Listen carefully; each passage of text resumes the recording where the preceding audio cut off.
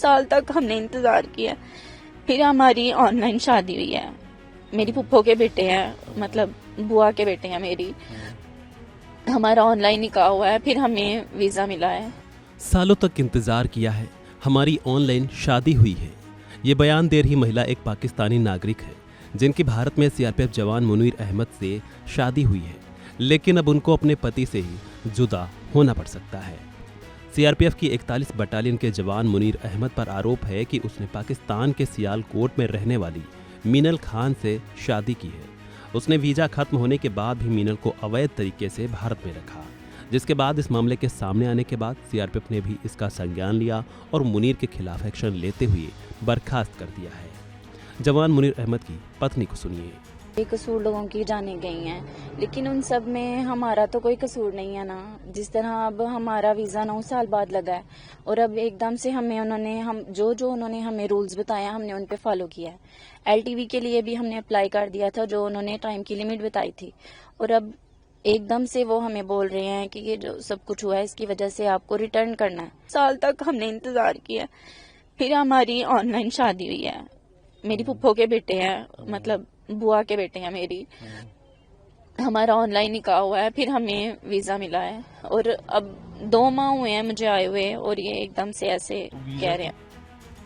दरअसल 22 अप्रैल को हुए पहलगाम हमले के बाद केंद्र सरकार ने सभी पाकिस्तानी नागरिकों के वीजा निलंबित किए थे।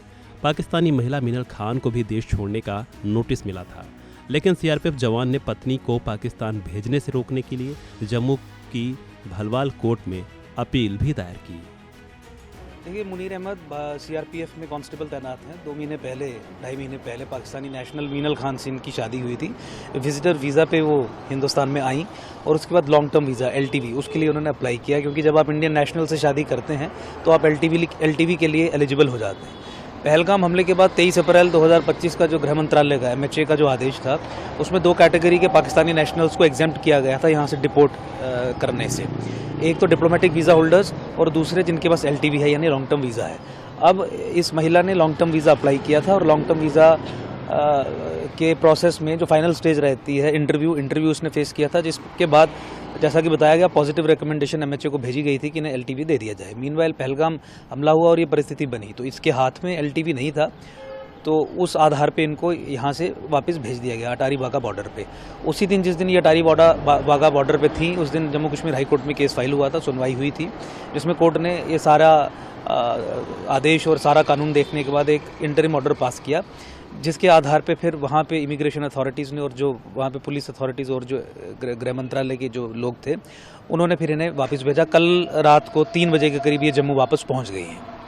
ऐसे बहुत से केस होंगे जो क्या वो सब पे लागू होंगे? नहीं, देखिए, केवल 2 ही श्रेणी के लोग हैं पाकिस्तानी नेशनल्स जो एग्जेम्प्टेड हैं या जो एक्सेप्शन क्लॉज में हैं। एक तो वो जो LTV visa long term visa holders हैं और दूसरे डिप्लोमेटिक। इसके अलावा जितने भी तमाम पाकिस्तानी उनको वापस जाना है, वो इस तरीके के ऑर्डर से कतई भी कवर नहीं होंगे। इसमें केवल लॉन्ग टर्म वीज़ा होल्डर्स ही कवर होंगे। Subscribe to One India and never miss an update.